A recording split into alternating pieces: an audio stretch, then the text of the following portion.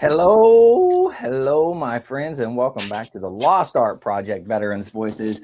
You got to see it right here, new intro. I don't know if you guys caught on to that. I put it together. Hopefully it's all right, but we got a new intro. But hey, we're going to have a fireside chat. We're going to have a good chat. I'm looking forward to it. But if there's something you can do for me is go to this website, thelostart.podbean.com. Go check us out, see what we're all about. There's a couple ways you can help support us. You can go in there, click on that merchandise tab. You can go in there, get you some cool merchandise. You can get you a hat. You can get you a shirt. You can get you all kinds of good stuff. You can get you a little mug. You can get you all kinds of goodies in there. But anything you get out of there helps us here at the podcast and getting our veteran voices out for all to hear. Big shout out to the Till Valhalla Project out there doing amazing things. If you don't know anything about them, go check them out. Even if you do, check them out again. I'm telling you, they're a great organization. They do amazing work. So please go find them at tillvalhallaproject.com.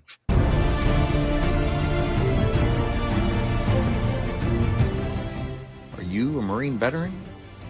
Are you missing that bond you had on active duty? Then I have a place for you.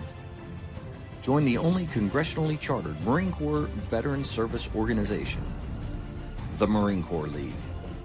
Get that brother and sisterhood back in your life. Become one of the fewer, the prouder, a Marine Corps League member.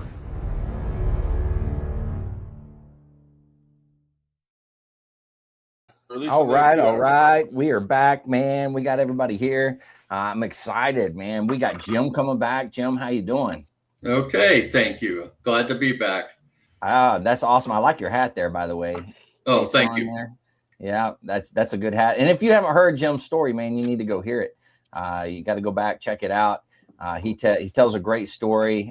So I don't know. And I think he had a good time doing it as well. Yes, I did. Whenever he was on. Yeah. He said he's been trying to get other people to come on and tell their stories. So, Jim, how easy was it to come on and tell your story? It was extremely easy. In fact, in my February bulletin, I put in some comments about if they have reached out to you and participated, I was hoping to get their feedback to see how it was thoroughly enjoyable. Nice. It was easy. You made it very comfortable. No problems. Nice. Well, hey, you hear that out there, everybody? Yeah, come and tell your story. You're preserving your story. And I had a Marine friend of mine just tell me he's actually the commandant of my detachment. And he said, I don't have an interesting story to tell you. And I said, yeah, you do. We all have different stories, but we have stories to tell. Absolutely. No matter what you did. So. Yeah. I always say, if you went to boot camp, you got stories. Because I'm telling you, everybody got stories on their drill instructors. You know, we can sit here all night long talking about boot camp and all the shenanigans that have happened. But just that alone, you've got enough stories. And and the time flies by. I was doing an interview today, and the gentleman I was interviewing, he's like, oh, it's probably going to be about 20, 30 minutes. An hour and 40 minutes later, he's like, oh, my God, we've been on here for an hour and 40 minutes. I'm like, yeah, it goes by quick. You get to talking, and it just flows, you know. All right. Jess, man, how are you doing? Hey, I would say in the Great White North, but now I'm in the Great White South. So how are things up there? We're exporting it to everybody. Nice. Enjoy this winter. Yeah. We have enough to very share. Friendly. We have enough to share. Yeah. It's warming up to above zero tomorrow, so we're digging that. Ooh, so it's 23, I guess. I'm looking at the thing, but yeah, I was looking at the wind chills the other day. It was like my hometown was like 54 below zero wind chill. I'm like, that's gross. But I don't live up north anymore, so. And then summer it was like 47, and it was just like tick tick tick tick. It's like, oh yeah, I recognize that. You know, it's bad when you're saying I don't live up north anymore. So it's really bad. You know. Yeah, it's winter. It's January. Let's just call it what it is. Yeah, well, true. Yeah. No, football's on. Boring game this afternoon with Denver and New England. That was expected. But the Patriots won, right? Isn't that what you said, Jim, earlier? Patriots won? Yeah. If they would have lost, that would have been hilarious, though. But whatever. But no, it's winter in South Dakota, so you get what you get. Yeah. All right. Well, we heard from the Great White North. Let's hear from the Great White even further south. Vic, how are you doing?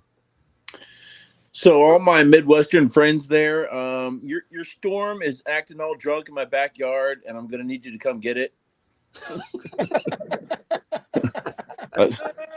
Yeah, I don't think we're gonna get snow, but it just started. The sky just opened up, and it's gonna rain for the rest of the night, I think. So Nice. yeah, luckily, let's see what's going on. I just finished a bunch of woodworking projects. The last of my 5 displays got delivered today, so they're off my bench finally. So very happy to be done with those because it's time to start arranging music. I got a crap ton of music to arrange, so I need to get started on that. So probably after this podcast is done, I'm going to spend the next hour or so before I go to bed, like starting to arrange. Get some things set up on my music writing program. But yeah, it's been a good time. Not riding much because of all the foul weather, and after the rain passes, the cold front's behind it. So the highs are going to be the lows are going to be down into the teens and 20s, and then the highs are going to be in the high 30s. So. Not as close as up north, not as cold as up north, I know, but it's cold for us down here. It's not a competition, man. I'm just saying, winter sucks. Yeah, but hey, Jess is trying to share with you, man. He's trying to share. I appreciate your giving attitude, but you can keep it, man. Seriously. But other than that, life is good. We're just get to go play drums and guitar for a living. So how bad can it be? Nice. Well, we know good and well that next person we talk to is out there, and it is freezing cold. It's got to be at least 56 below. It has to be out there in California. Mark, how you doing?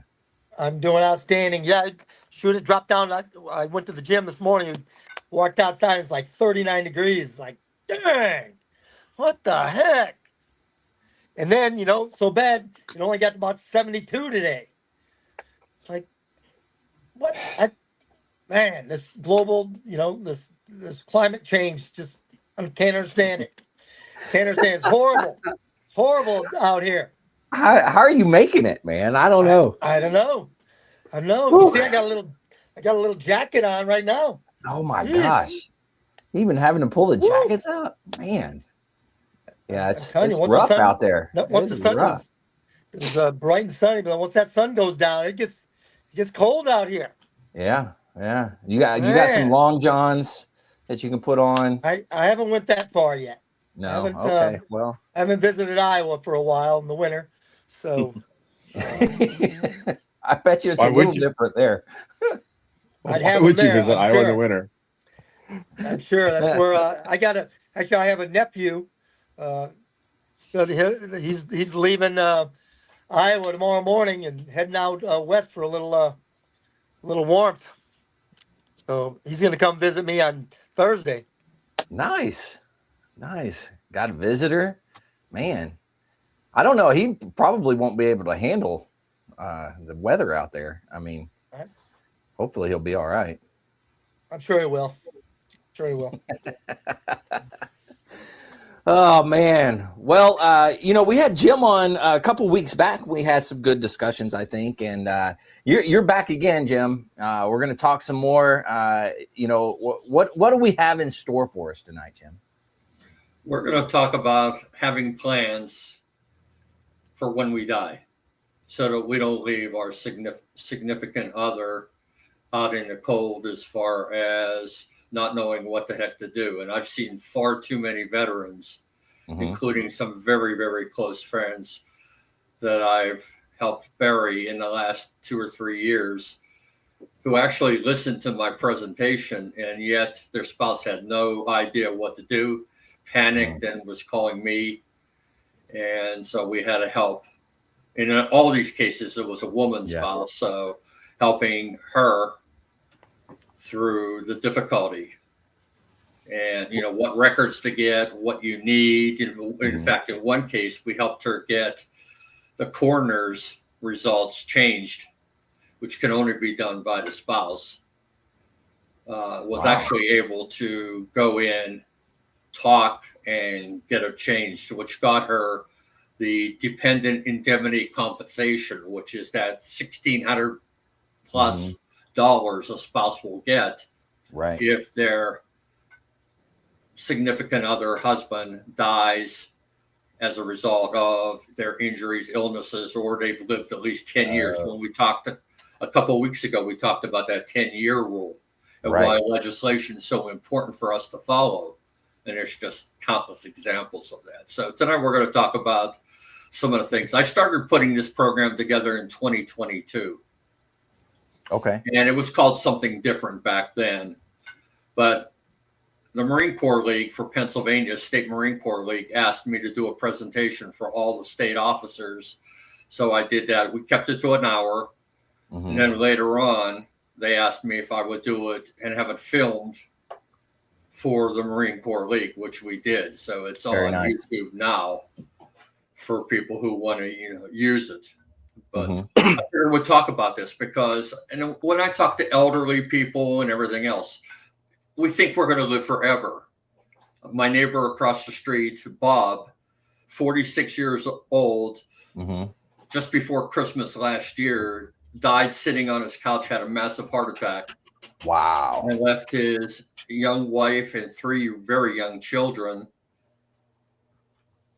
not knowing what the heck to do. So, hopefully we get some information, and what information we get, as always, do we share it with other people?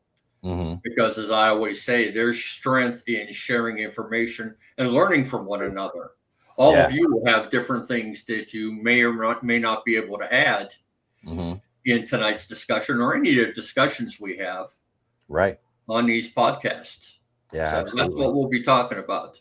Awesome. Well, when you're looking at all this, what is kind of the most important thing that you want to get across? Like, what is it that that the listener, whoever that may be, but whether it be the veteran themselves or a spouse, like, what's the most important thing to get across to them tonight?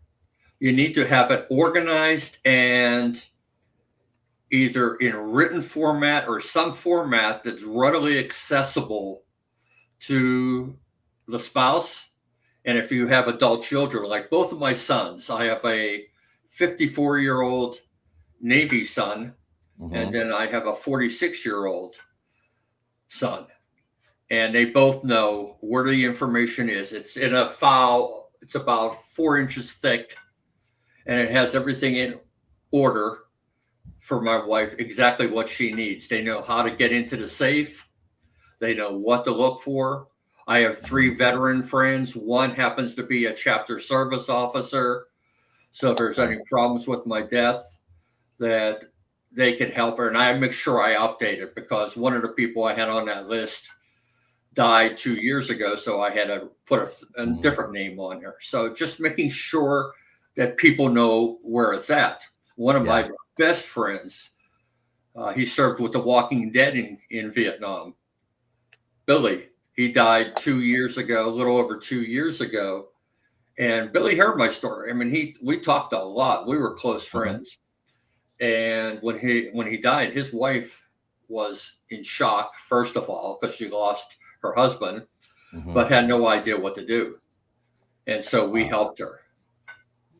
We actually got his death certificate changed. I'd back it up a little bit, Jim, because honestly, the first step you got to have is a conversation about it, because that's where a lot of this is failing. You can have the best plan, but if nobody talks about it and you don't actually talk through the plan or what you want, it's not going to go anywhere. And that's where a lot of the hangups have been lately, is they never had the conversation, because death is depressing and scary, but it's inevitable. Yeah. Something about taxes and the other thing, but I mean, we've had like significant problems we run into is like there's been just they never even talked about it, so we're starting from scratch. Wow. So even though they may have had a plan, but nobody talked about it, so well, updating it too, execute it. And my wife just got done doing this. And your brain's jumbled. Think about it. If I died suddenly, my wife has left me for 56 years now. But she's going to be in shock. Yeah. She's going to be worried about all these things that, in panic mode and everything else. Yeah, good Like point. I'm a calm, methodical person, so I can methodically work through things, but not all people can do that. And even being methodical, it's better if it's in writing so I can go back and revisit it. That's very true. So my Now, wife when and I you just say finished in our writing- estate plan. Sorry, go ahead, Jess. There's estate planners, estate planning. Mhm. This is an entire profession of lawyers. So Yeah. you can play it's all in the packet, and they walk you through the entire thing. So you can talk about probate versus not probate. You put it into a trust or special needs trust, because I have a daughter on the spectrum. So there's the entire plan and how it falls in. It's just step by step by step by step. There's an entire process you can go through. Real quick, Jim, are you talking, when you say write it all down, are you talking like a will, that type of thing? A will's good. Yeah. And there's the entire packet. Just a whole lot of things. I have my 3 insurance policies.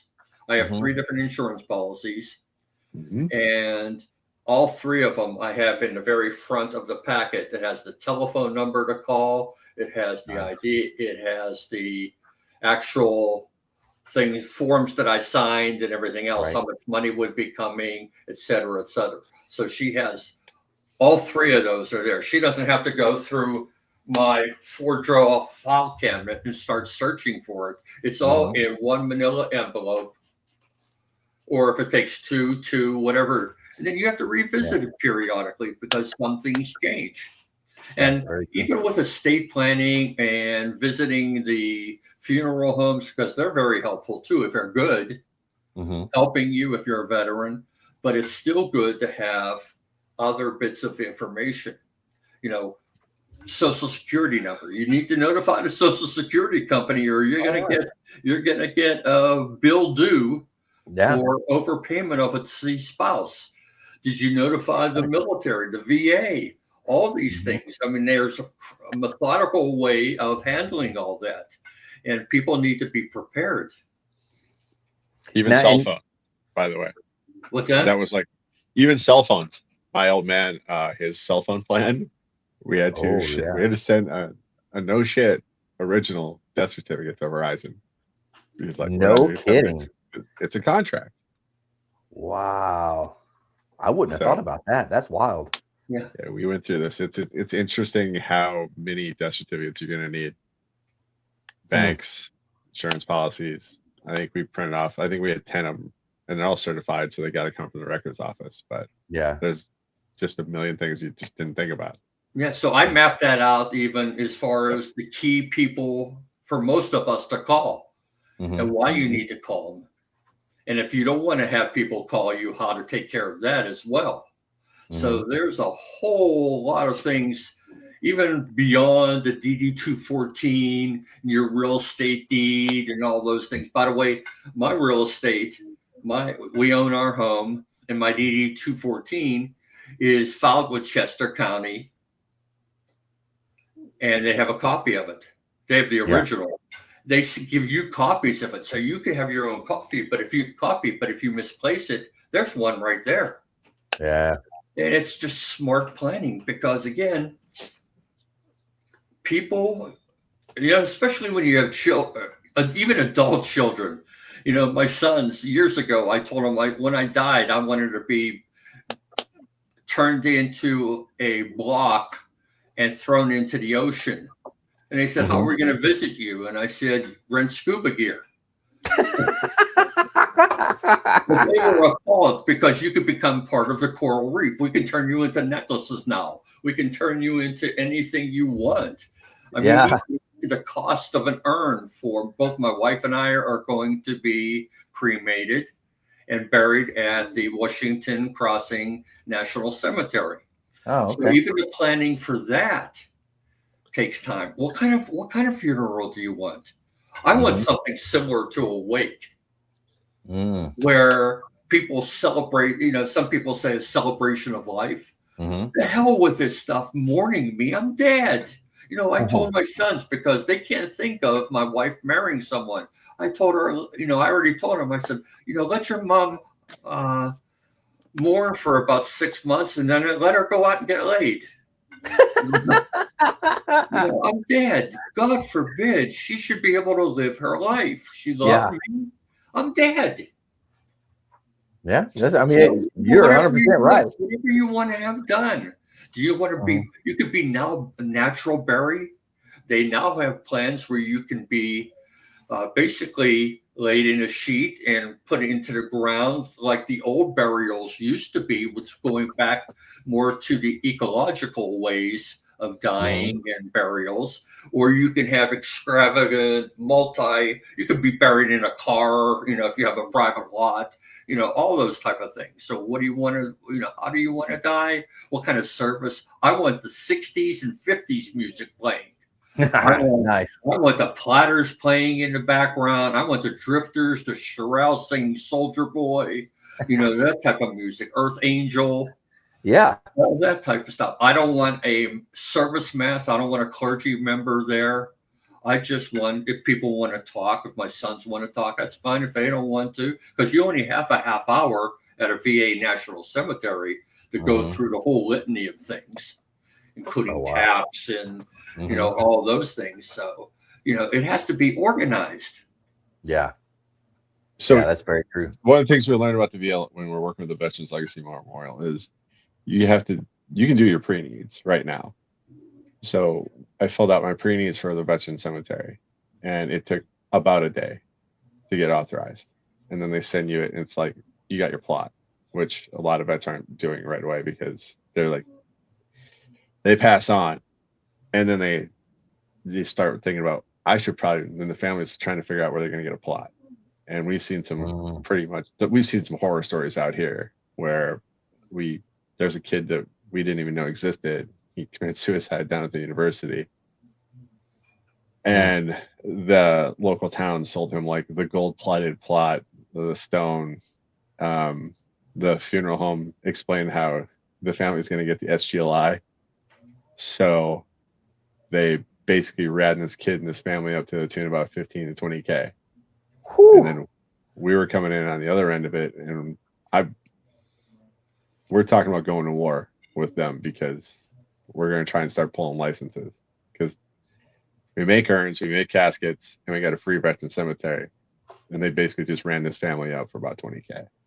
So I like to start coming after licenses at that point, because that was uncalled for.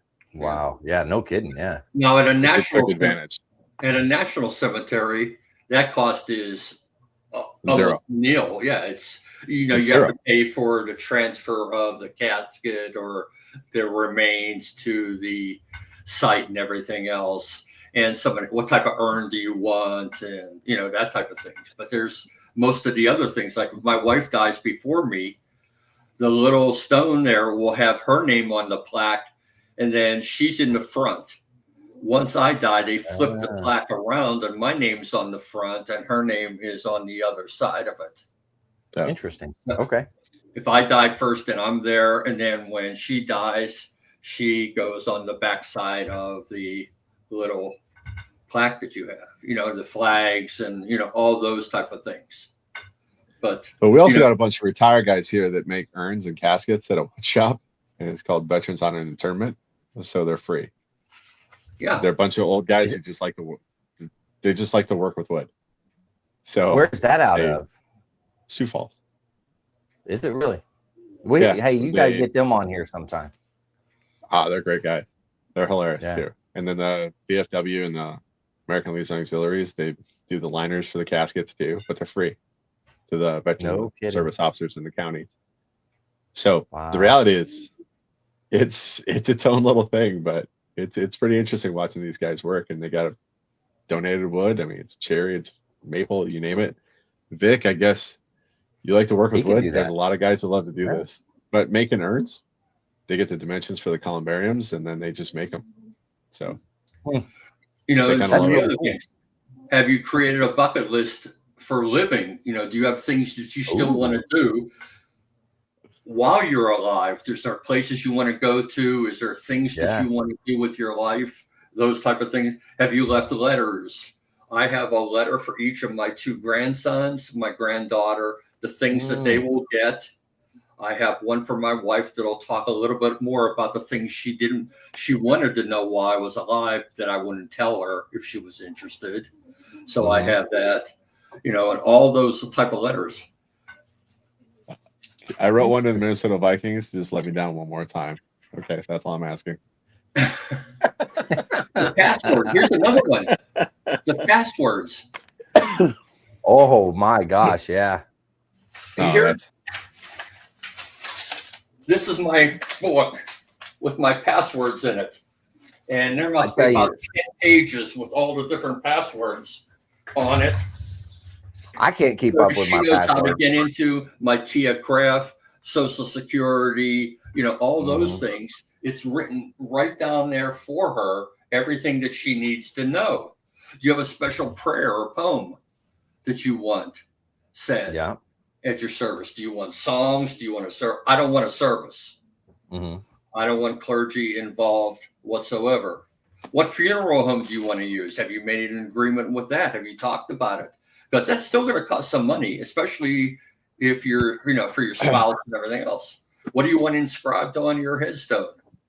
That's something to think about. When I went to the Marine Corps Museum at Quantico, I got a stone for my brother who was a Lance Corporal in the Marine Corps before me. We got one for him and it was placed there, and we have one for me. And that's up there. Do you have it in a waterproof safe? Where's the combinations? My 2 sons and my wife know I have 3 different locations where they're at. So they should be able to stumble back on them. And it's in that folder in my safe. So that you can get access to that. So the estate planner, when we're going through ours, he made a joke, but it's kind of real. It's how much I actually paid for the guns versus what I told my wife I paid for the guns. So that's in an envelope and it's sealed and I signed across it. So this is the open in case I'm gone, but don't count on what I told you I spent on those because they don't make $50 Glocks. I'm just going to say that out loud. Well, they are. Man, that's too, regarding all my legally. All my handguns, I already gave my 45 to my youngest son. He wanted it. My youngest brother gave it to me before he died. I already gave my oldest son my crossbow because he lives in Rome, New York, and they're not allowed to have handguns. So I gave him the crossbow. And each of my grandsons and my granddaughter have a gun that'll be given to them. So, those type of things. If you purchased life insurance, where's it at, et cetera, et cetera.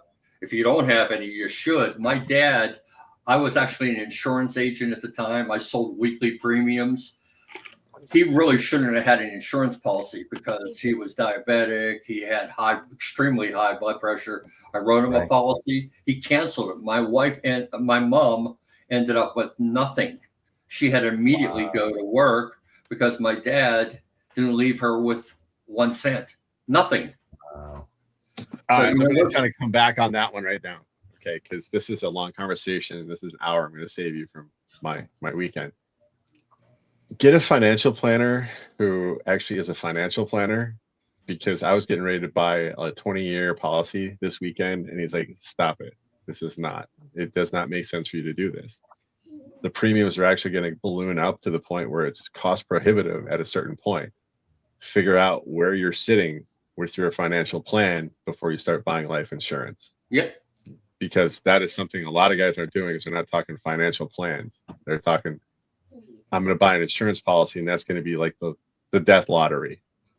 Just there's a balance there. And if you actually talk to a professional who knows what they're doing, this is something that I highly recommend. Because I was getting ready to make a big mistake. Now, for example, if you're younger, it's the whole life policies because they remain the same for most of the time. Term life policy, as you get older, I'm 76 now. If I went to buy a term life policy, it's going to cost me a fortune to get a decent term life policy. So all those things. Or you can balance it until you look at your retirement when your retirement starts kicking in.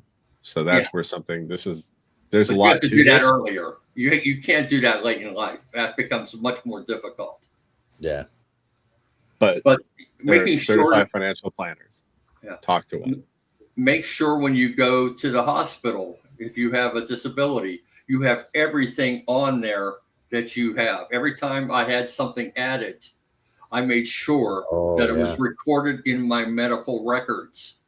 So I'm right now 100% IU, individual unemployability. But since the time I became individual unemployability in 2016, May 24th of this year, that expires. It doesn't matter what happens to me after May 24th.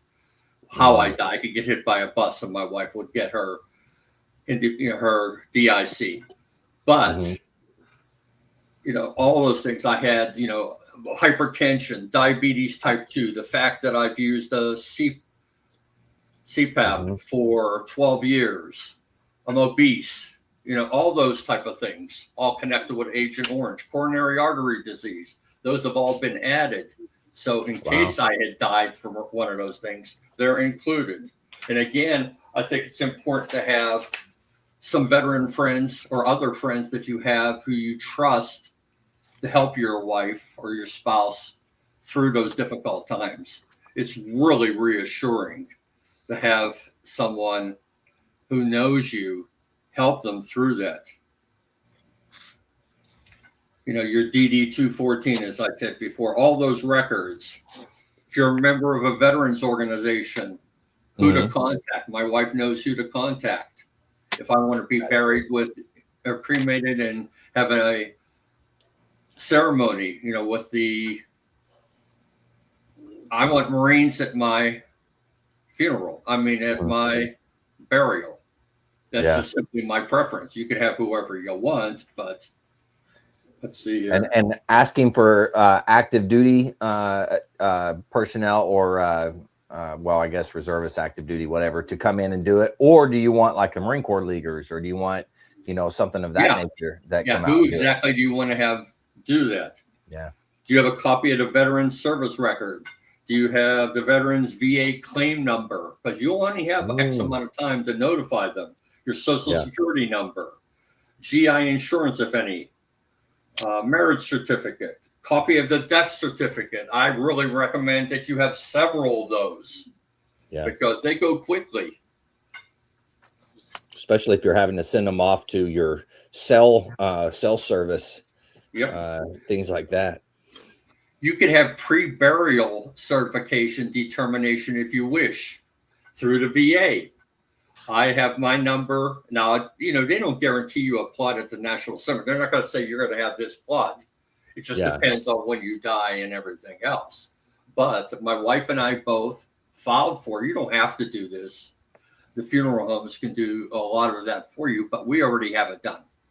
We already have the predetermination of need for burial and we met the qualifications for the VA National Cemeteries. And there's a form, it's called VA Form 40-10007. If you need something like that. Death notification. I have the telephone number for Social Security, the Veterans Administration, the Defense Finance and Accounting Service, Office of Personnel Management, State Department of Motor Vehicles, financial companies, credit merchant cards, banks and savings, loans. When my mom died a number of years ago, my two brothers that were both living at the time and I gathered at her home where she rented along with my wife. She had just a limited amount of money in the checking account at her bank. She didn't trust banks. You know where she had money? She had over $7,000 sewn into her outfits that she wore at one of the hospitals where she pushed the gurneys. Yeah. She worked there. She had over several thousand, and my wife figured it out. She said, Jim, think about your mom and how she didn't trust banks. Where does she have the money? So she started filling through the clothing, $7,000 in cash. Wow. So I mean, that is pretty smart, though. I would have never thought to look there. Yeah. So it's, pension providers, financial planners, stockbrokers, mortgage companies and lenders, banks and credit unions, insurance, disability insurer, automotive insurer, credit reporting services. All those things are important to have. Yeah. Experian, Equifax, TransUnion, memberships. What memberships do you have? Some of them recycle every year and you're going to get a bill for. Yeah. Do not contact list. For $1, you can list the deceased name on a deceased do not contact list. I was getting mail from my deceased mom about 5 years after she died. You can stop that. Credit reporting, notifying the VA of death. Really important, because if that payment keeps coming in, somewhere along the line, it's going to come home. Let me see what now, Jim, I know you've got your list there that you're reading from, but is there a place that you have this like online that where people can go and find it? I absolutely do. It's just like my Veterans Bulletin. By the way, did any of you get it? Or did you like it? You didn't get it? I got it. I don't know. Whoever contacted me, I sent them out in January. So if you didn't get it, you need to recontact me, because anyone who's asked, but I have one. It's called What If.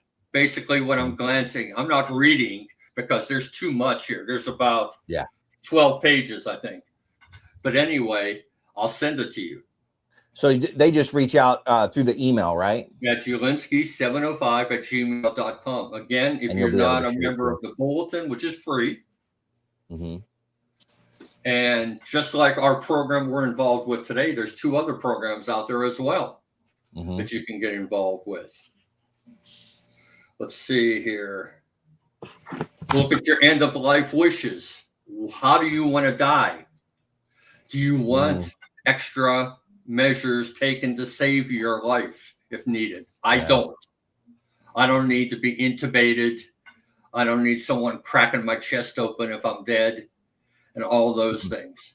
Right. So do you have that listed? Trusts, wills, all those things. Let me see if the first question I typically do if I'm doing an actual presentation, I have them write down. I would have people typically say, what have you done to prepare for your death? And most of the people, when I did the Marine Corps League, most of the people didn't write a whole lot. So what do you have? What have you done now?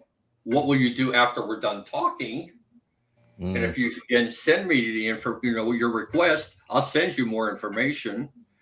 It's not rocket science. It's just staying organized. Yeah. And moving to methodically handle it. Wow. It is stuff. This is stuff that most people don't even think about until it's happened. Yeah. I remember, luckily enough, I had asked my dad before I knew it was coming, right, when he was, getting sick and everything. And I was able to sit down and say, hey, what do you want? Do you want a certain person there at the service? Do you want, the rifle bearer? Do you want this? Do you want that? And I was able to go through a lot of the stuff. Now, I didn't have a list like you're talking about, which I wish I would have, because that would have been come in handy. But getting a head start on it is incredibly important, and had that little bit of head start on it that I had with my dad. If I didn't have that, man, we'd have been in a world of hurt. Yeah. And again, you can change this over. Obviously, if the person's not a veteran, a family member, you just alter some of the things that you wouldn't be using, the DD-214, things like that, but still help them plan. My 54 and 46-year-old sons, I made sure they at least have the life insurance policies. They have all of that. We've talked about it. And it's typical when you talk to your sons, they think I'm going to live forever. And that's absolutely ridiculous. I'm going to die. That's true. In fact, I thought I was going to die at 18. So then I thought I would be dead before 25. Then I thought I would be dead before 35. I never in my life dreamed I'd be 76 years old and still hanging in here. Yeah. I'm going doing wow. really well. And I said I was ready to go 30 years ago. But, Yeah. And I'm not suicidal or anything else, but I said, I've lived a good life, so I want my wife to have a decent life after I live. I don't want her to live like my mom did. Mm-hmm. She lived for us. Yeah, true. Yeah. So, comments from any of you? Say that one more time. I said, any comments? Oh, I was just gonna say, definitely everybody needs to shoot you an email and ask for that. I mean, even if it's just to glance at, I think it's important because it's gonna strike it and it's gonna say, hey, I need to do this. And once they see it, and just like you're talking about it now, as you mentioned something, I'm like, yeah, I need to do that. Oh, yeah, I need to do that. Like every time you're saying something new, that's what I'm thinking. Or Jesse, he made some suggestions. Yeah. Yeah, absolutely. That's very important. I think he's trying to say something. He's on mute. I'm going to unmute now. Oh, okay. Give everybody at least 2 weeks, because there's this giant push in the family to get them in the ground as fast as you can. So if somebody passes on a Monday, they're trying to get them in the ground by the weekend. Buying flight tickets or trying to get anything going, give everybody at least a couple weeks or a month, because that's, especially if you've been around and you got tight units and you're spread across America, just give us a chance to get there. That's a good point. I had a friend of mine pass over a holiday, and it was get him in the ground as fast as possible. Like, well, we didn't find out until a week after. It's just we're all around the world. So by the time you get a chance, it's like, okay, I'm not driving to Florida in the middle of winter. It's just not trying to make this a twofer here. But tell the family to give everybody a couple weeks. That's what I'm going to say. That's pretty smart. Especially the younger, I would say the younger that you are, I think that's becomes even more important. Because there are people spread all. I mean, you look at people, the younger generation still working, still out there, doing the daily grind. Well, they're going to have to take time off work. They're going to have to, they got to plan for this stuff. So and then there's very, very true. You can't always make everyone comfortable with what you do. Here's an example. If you're at the end of life, so let's say you're in the hospital dying. I'm going to die at home, hopefully, but I'm in the hospital dying. And they say, my sons are there, and they say, well, are we going to intubate, or are we going to allow him to pass away a little bit more peacefully, or even removing medications? We had we were the legal guardians of a young lady who was 64. We buried last year. She died, and the last year of her life, she was through so many hospitals. She was what we call intellectually and developmentally disabled. Okay. Wow. And so we were her legal guardian. We had to set up a date for the service at the cemetery.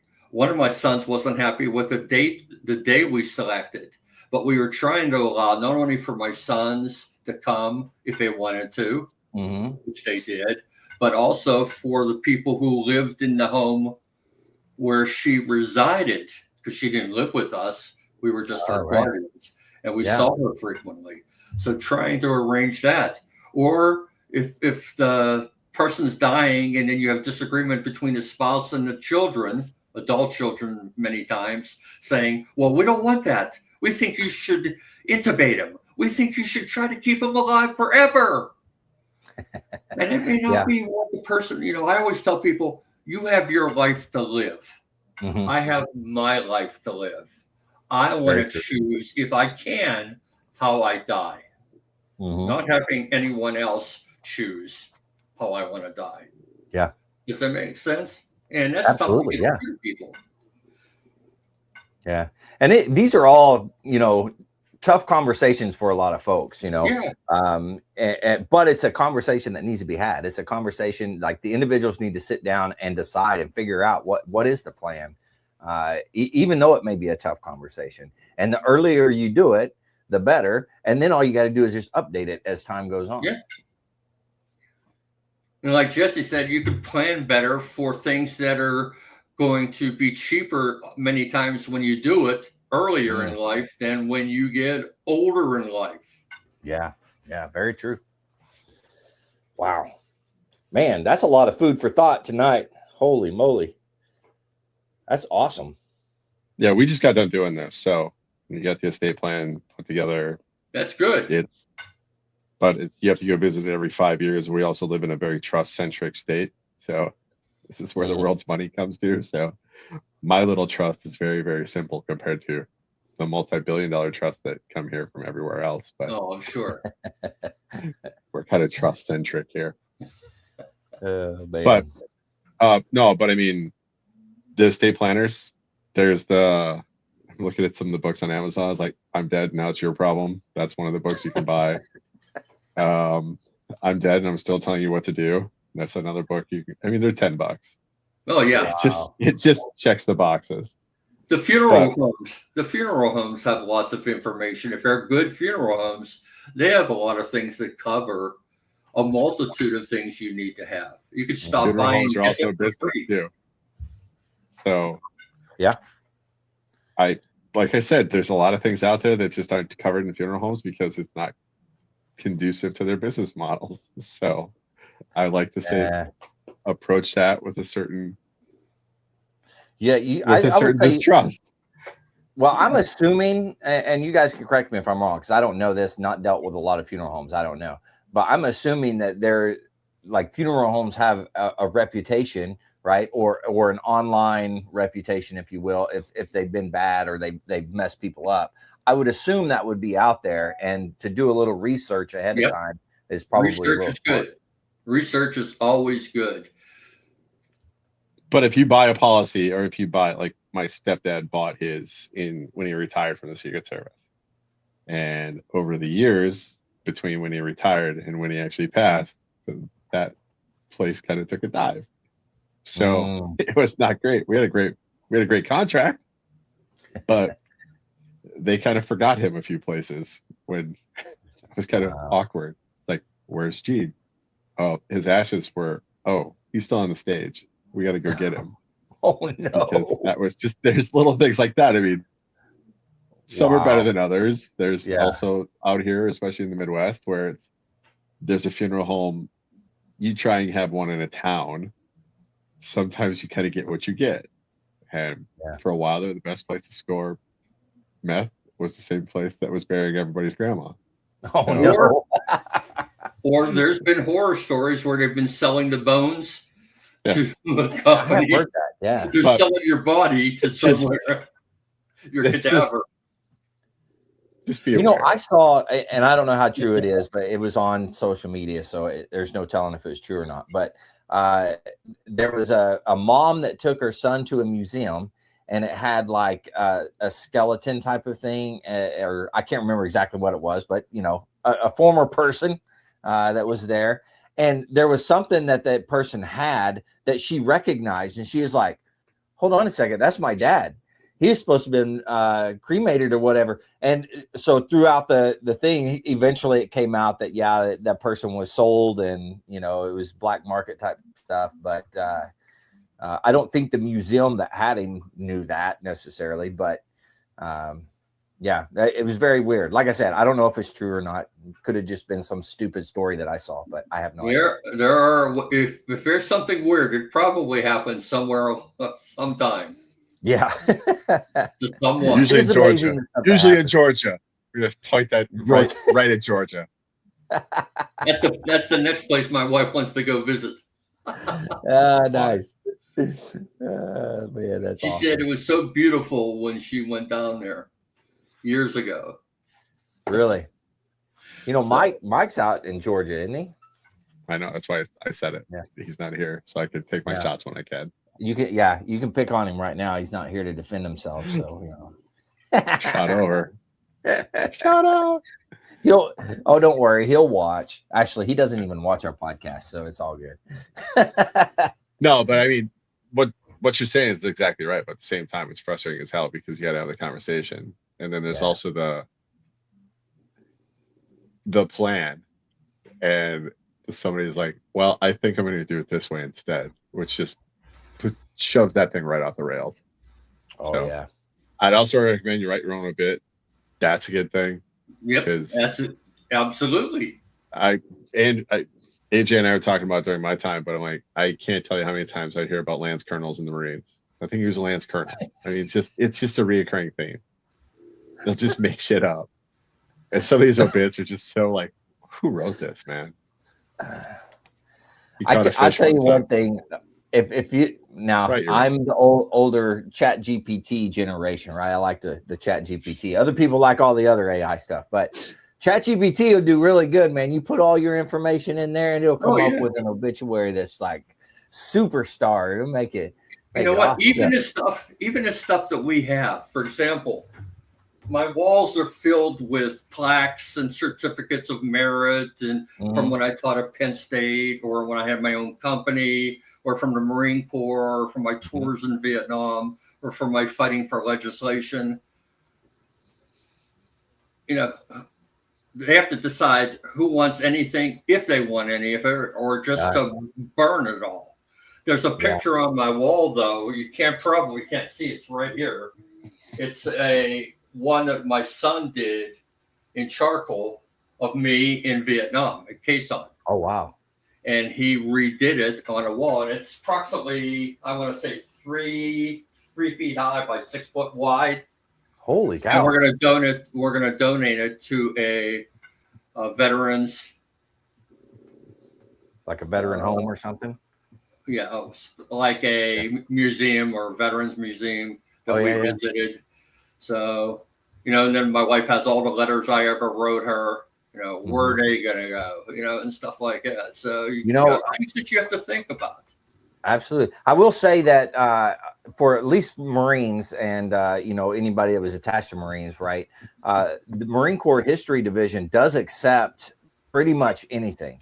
They will take it, like if you served and you have letters, you have pictures, you have whatever, and you send it to them, they're going to archive them. They're going to use them. And in fact, the Marine Corps Museum is constantly going down and saying, hey, we need pictures of this, or we need information on this. And they're pulling that information from the archives that people have sent in. So you never know. You never know when that stuff will, just like these podcasts, right? We're sending those up there. You never know when somebody may pull them out and be like, hey, this is this benefits and talking about this, that the discussion we're having tonight is the one thing they need to put up somewhere. So you never know. So in Wisconsin, they get the University of Wisconsin-Madison. They get the State Veterans Museum, and it's actually in the River Bend in Madison. But that is like the biggest repository for everything from Wisconsin. So everything from like yo-yo cords to decks of cards. You guys are just dropping off everything. They scan it, attach it, tag your name to it, and actually kind of put your time frame on it. But there are a lot of states that are actually stepping into this too, because it's a history division piece, and they're archiving it the way it should be. Yeah, absolutely.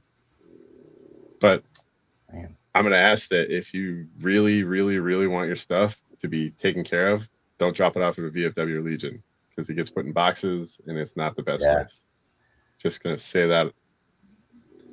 Talk to him at least, instead of just the family dropping off 4 boxes of stuff. Like, here's Dad's stuff. Have fun with it. Like, wait, what? Or don't put it online, because a lot of families are selling this stuff too. We're starting to see like Purple Heart citations, Silver Star citations, Bronze Star write-ups, and they're online. They're on eBay. It's just kind of gross. Yeah, and I would say it depends on the object, like the old Eagle Globe and anchors and stuff like that. I know a lot of people collect that type of stuff. I'd love to get those, but what's that? I'd love to get a hold of them, but there's some pretty interesting stuff out there like that. K bars that people have, those types of things. Well, the bolos that you have, those are every once in a while they'll pop up. That's pretty cool, right? Yeah, that thing is awesome.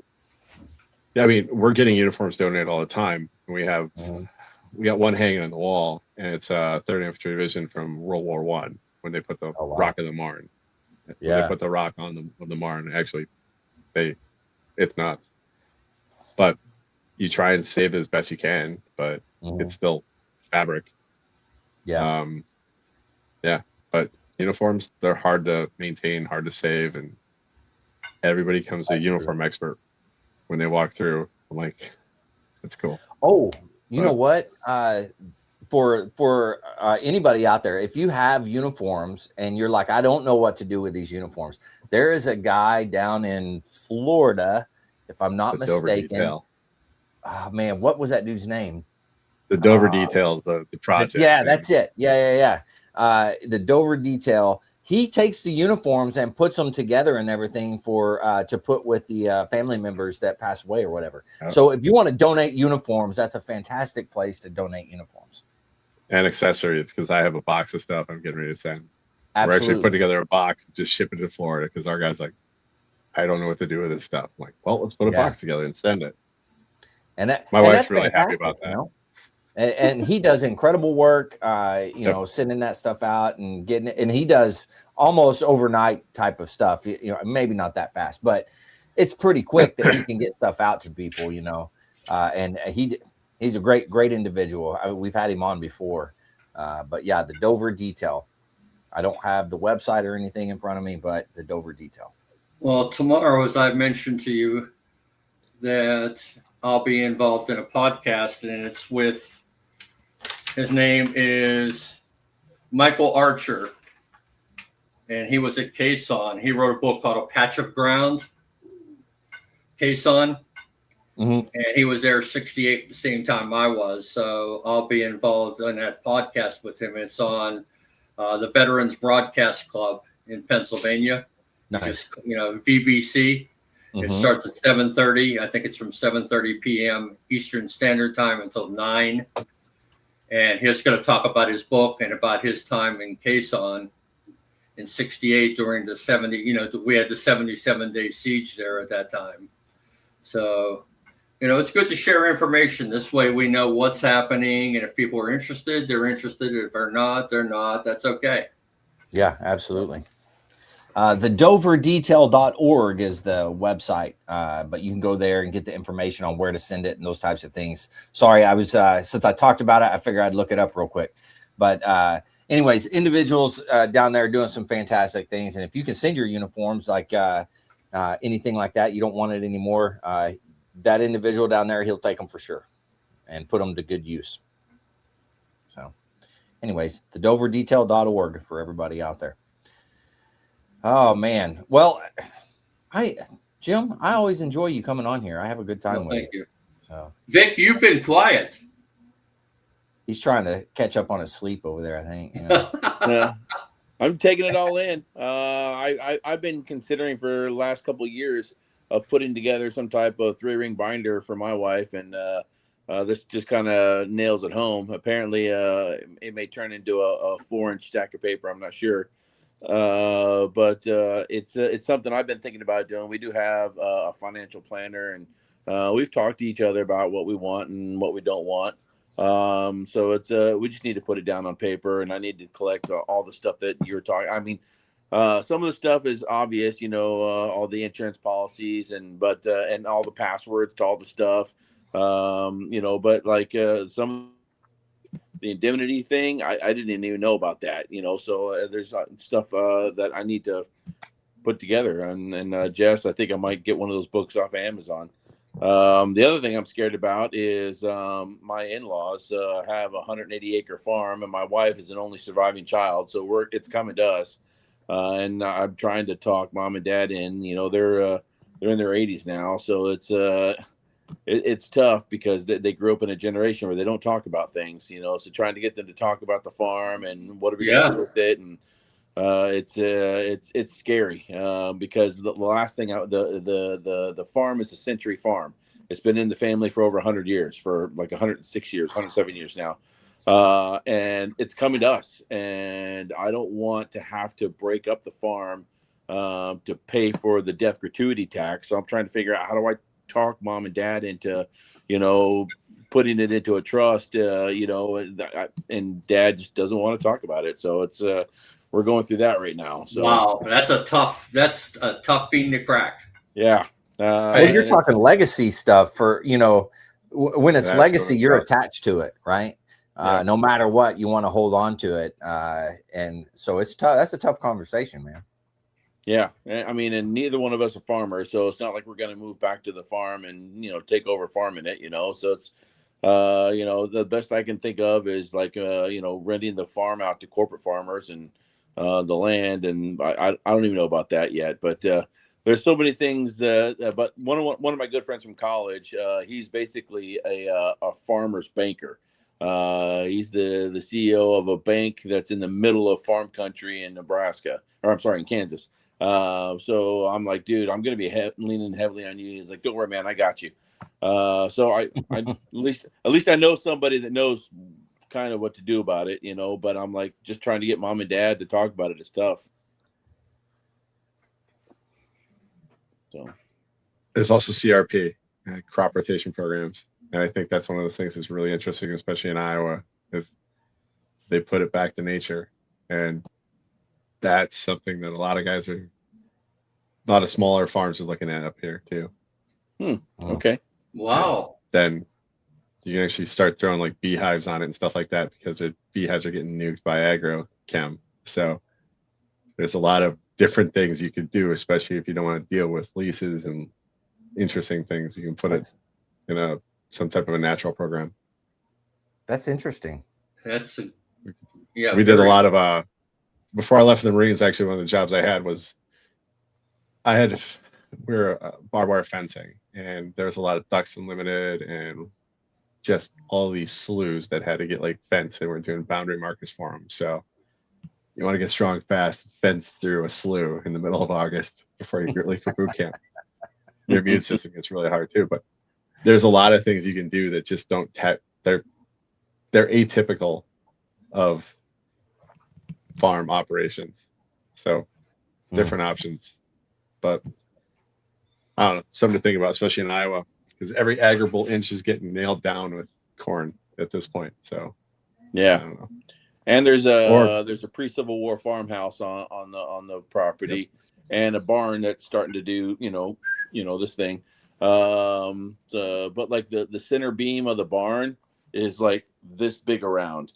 Oh my God. And I'm like, there are people that will pay you to come repurpose your barn. They'll pay you $30,000, $100,000, however much, to take your barn down so they can take the wood away and resell it. So I don't know if that's the fate for the barn yet, but it's well, the house would be cool if you could get it redone. Yes, they literally have the barn shored up against the cistern right now. Oh, wow. Like, Dad, you I mean, it's not going to be worth to anybody if it falls down. Yeah, that's one derecho away from becoming a giant pickup sticks mess. Yeah. Yeah, but and then the house, nobody's lived in the house in decades. I don't think anybody's lived in the house in 30 or 40 years. But Dad still goes out to the farm every day just so like scalpers don't come out or scrappers don't come out and like take all the original fixtures out of the house, take the original copper out of the house. It's like he goes out there every day. Every day. Yeah, I'm like, God bless, man. So like we have no intention of moving back to Iowa, and when he can't go out to the farm every day, what's going to happen to the farmhouse? I have no idea. It's scary. Yeah. It's intimidating. A lot of those out here, and this is where they become like, and this is abandoned farmsteads. They bulldoze them and burn them. They put them in a giant pile and burn them out, because if they collapse, and now you got any type of basement foundation problem like that, it becomes like a natural hazard. Yeah. And then you got to pull like some kid out of a well and turn it into like a CBS mini story. I'm pretty sure that story was written about Mark up in Iowa when he was growing up. Got caught up in a well or something. I don't know. we all have right, stories Mark? Up here. Yeah. An abandoned well. No, but I've seen a lot of them get burned up out here. But the reclaimed wood, there's such a huge weird market for that stuff too, especially depending on what type it is. Yeah, we haven't watched the series for a while, but I want to say about 2 years ago we were watching weekly or about this company who would go out to look for old barns and everything else. Barn and they would pay Yeah, his name was Mark or something. He had a guy who was really good on the bulldozer and the lift and everything else, and they would pull up, mark each piece, and then pay X amount of dollars for it and everything else. My And grandpa it's used to do it. restoring it. Some of it were used in new houses, or Oh, people wow. who wanted a cabin built. What's that Waco, Texas couple that does the shiplap crap all the time? No. Texas. This was a No.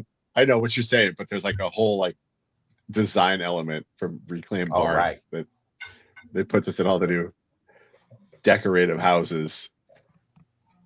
I mean, it is pretty cool. I mean, you see some of that, the older wood or the older fixtures or whatever in the houses. It's pretty neat in my opinion.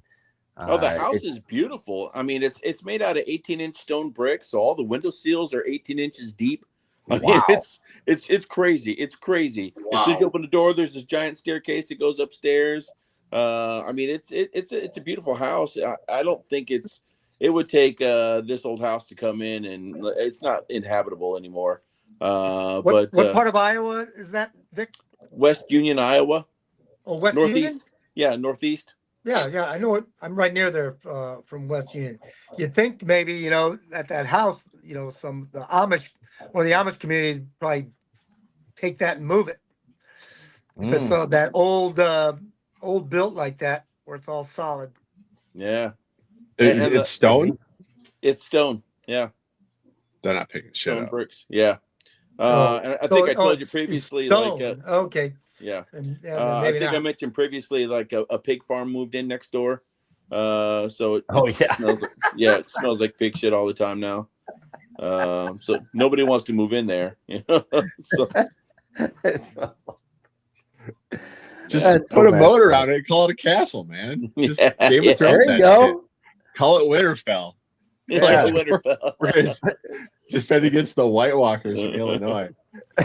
Yeah. Minnesota, Wisconsin come invading. No, but I mean, those old stone houses are great. The problem is they have this thing called a wooden roof, and that sucks because that's the first point of failure all the time. Yeah, they put a metal roof on it, and they changed the boiler out about 12 years ago, something like that. So they keep it climate controlled. No kidding. Dad Wow. just had all the eaves and soffits replaced and redone. Because so he's actually doing stuff with it. It's not just sitting there. Yeah, but it's only to basically he's just putting Band-Aids on it. He's just putting Band-Aids on it. I see. Nobody's living in it, and it's not inhabitable. Like the staircase, we went up and down the staircase, and I'm like, I'm not sure how many years is left in the staircase. It might be weeks. I don't know that I would feel safe going up that staircase again. My great grandparents' old farmhouse up in on the state line in North Dakota, South Dakota. That was like an amazingly done woodwork, and it's on a timer. I hate to say it. It doesn't matter how much effort, work you put into it. It's on a timer. Yeah. But stone, it's still got wood in it. Yep. It's fun. So the East Coast. My mother-in-law, like she loves like the Amana colonies, all the steaks and stuff that they have, right? And so she like, I don't know, a couple times a month, I think she or at least a few times a year, she's ordering these Amana steaks and Omaha steaks and all this kind of stuff. And my dad does not want to throw away all the styrofoam coolers that they come in. So in the living room of the farmhouse, Dad has created a Mount Suribachi of styrofoam coolers. So you walk into the farmhouse, take a left in the living room, and there's this giant like I don't know, poltergeist mound of coolers in the living room. That's awesome. If you ever get a chance to go to the Amana colonies, I'd highly recommend. I've been. I love it. It's beautiful. It's a wonderful place. When was the last time you were back there? If you get a chance, there's like the Hotel Millwright. And probably like 15 years ago. If you haven't been back in a while, there's a Hotel Millwright. They're amazing. They took the old Amana colonies like textile mill and they turned it into a hotel.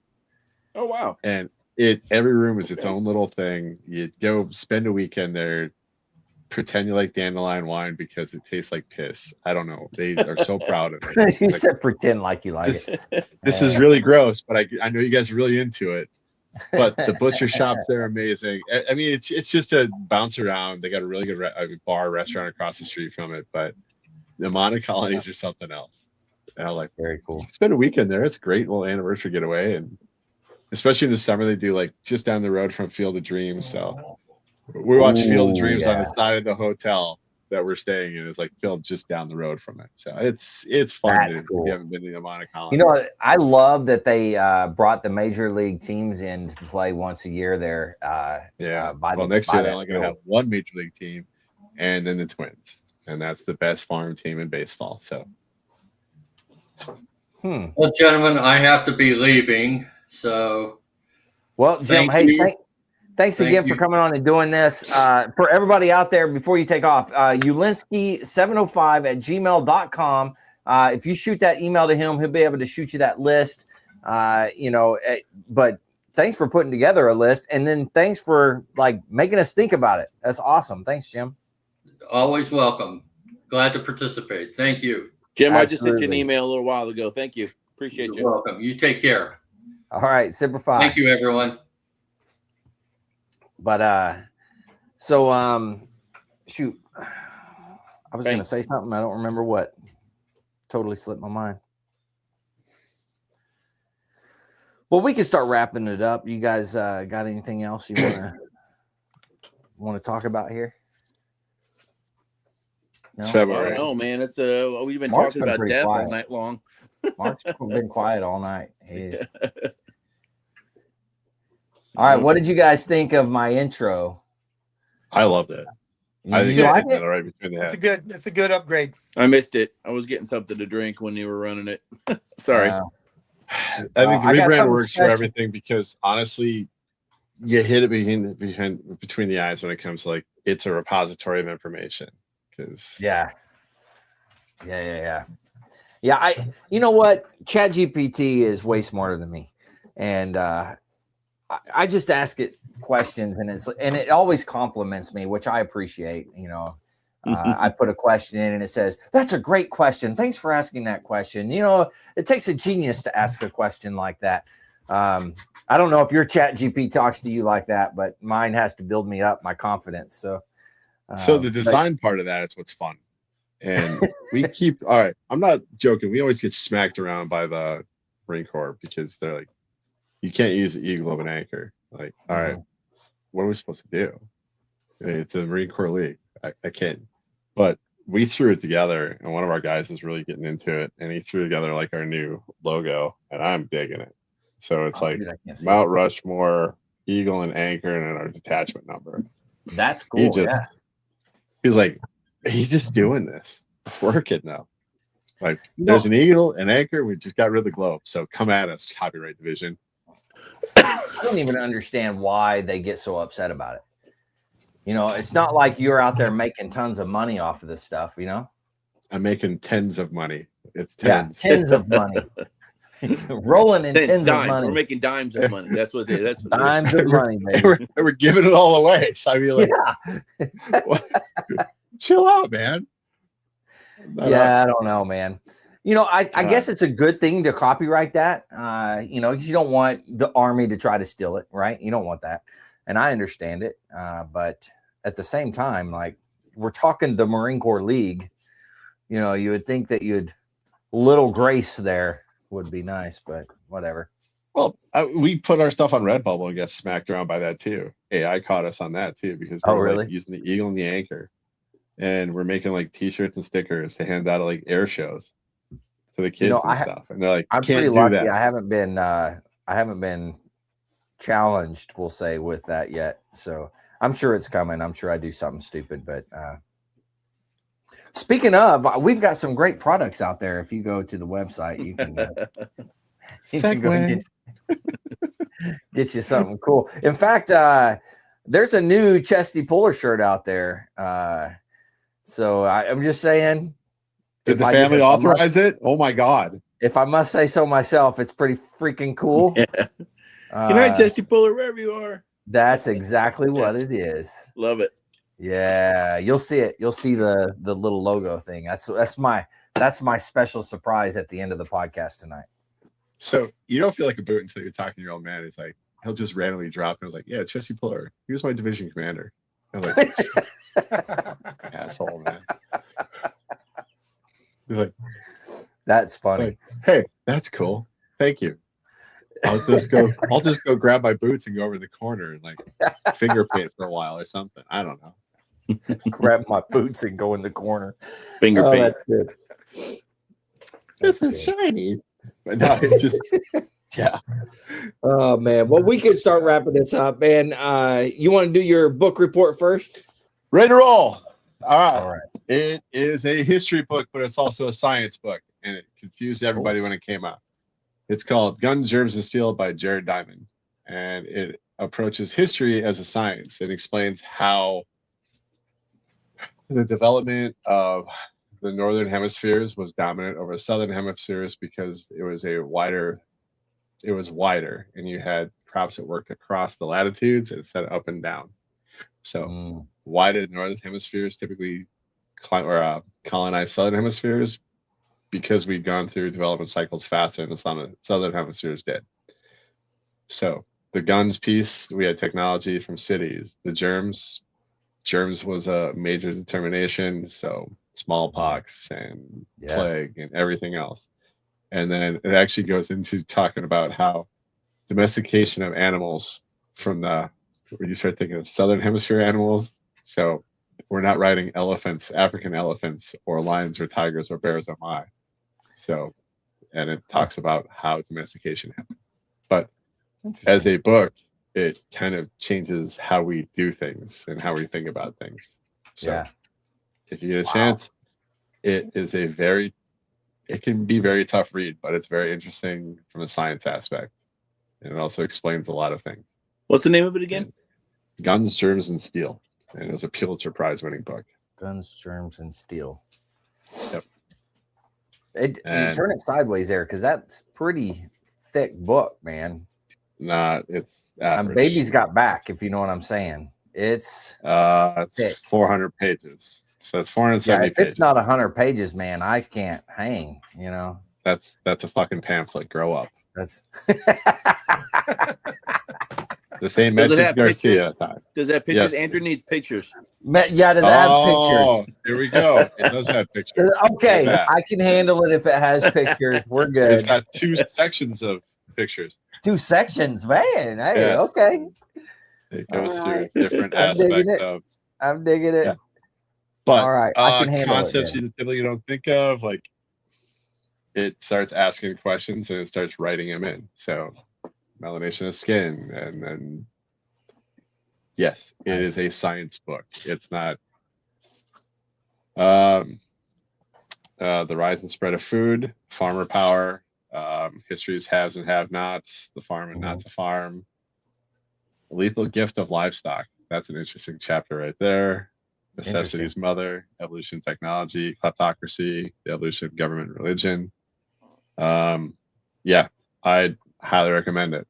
And it's also the revenge of geography. When you start looking at how geography has actually crushed some civilizations and elevated some others.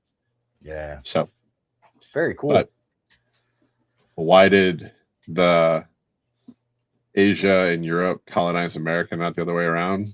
Centuries of evolution and just beating each other down through. Yeah. If we hadn't gone through the plague, then we probably wouldn't have colonized. It's just interesting how he approaches it. Ooh. How China became Chinese, speedboat to Polynesia, how Micronesia, Micronesia and Indonesia became little jumping off points. Yeah. But hemispheres colliding, Eurasia and the Americas compared. But it's a really thick book. I'll give Andrew that. But it took my mom about 2.5 years to read. Baby's got back, okay? Baby's got back. Took my mom about 2.5 years to read, but I whipped through it in about a month. So. Oh my God, dude! But it's just a Pulitzer Prize book, so it's not garbage. Very nice. So I'm it digging it. approaches history as a science instead of as an art. So Hey, by the way, did you know there's a new edition of the Marine Corps history book? Did you guys know that? Nope. The Macmillan. It's you can get it online. It's a PDF. You can get it from a PDF, or you can actually go and order one if you want to do that too. But I have a PDF copy of it, so you can. It's the Marine Corps, the official Marine Corps history, something like that. I can't remember the exact name of it, but they updated it with the latest GWAT stuff, which is really cool. So, Mark, you're in it, man. I don't know if you knew that. You are in the new Marine Corps history book. I don't know if it says you by name specifically, but you're in it. So when I was adding those books to my library on my app, I have 2 copies, and I'm like, they're not the same. They're like 20 years apart. So now I'm gonna have the Another third copy of this. Yeah, they just finished. History keeps happening. Tag nabbit. History just keeps on coming. Yeah, I wish I get. It's the Marine Corps History Division, but on their website, I think you can download the PDF on it, or if you want, I think you can order the book as well. But it's got the latest and greatest. Sorry, I wanted to throw that out there, so I sounded just as smart as Jess, but didn't work. Words of wisdom.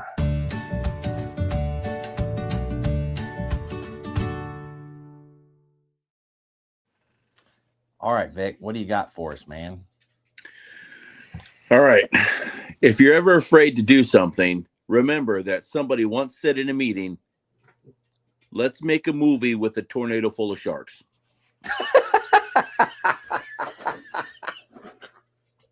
5 times they said that. Oh my God. Now that was some words of wisdom. Mark, I don't know, man. I don't know if you can even come close to that one tonight. I don't think so. Man, what do you got for us, Mark? I guess I'm gonna have to give Oh, you're muted. Say it again. I'm not muted. Can you hear me? No, you're good. Yeah, I hear you just fine. Oh, I can't hear him. You can't hear him? I hear him just fine. Can you hear me, Mark? I can hear you. I can hear you fine. We're good. Okay, I'm gonna have to give the old since we're talking about dying and everyone old and getting ready for dying. I'm gonna have to give some old man advice. Oh. Yep. Never take a sleeping pill and a laxative on the same night.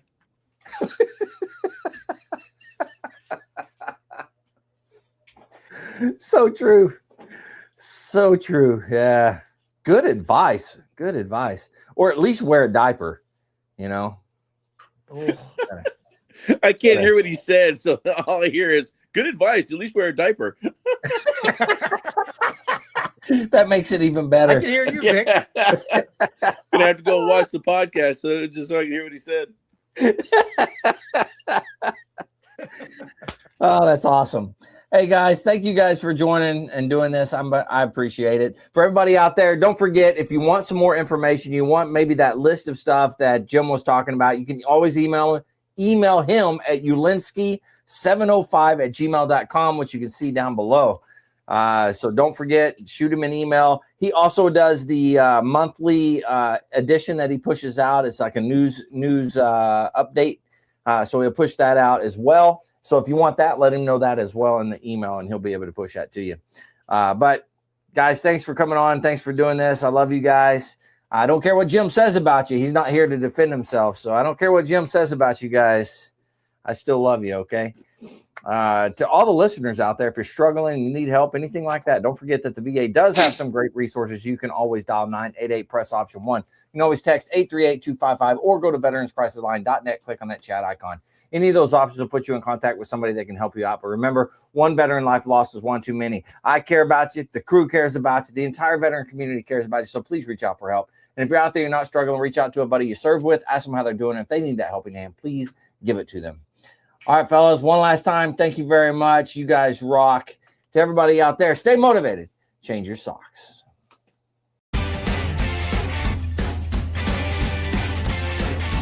No more 22. honor the journey, and finish the fight.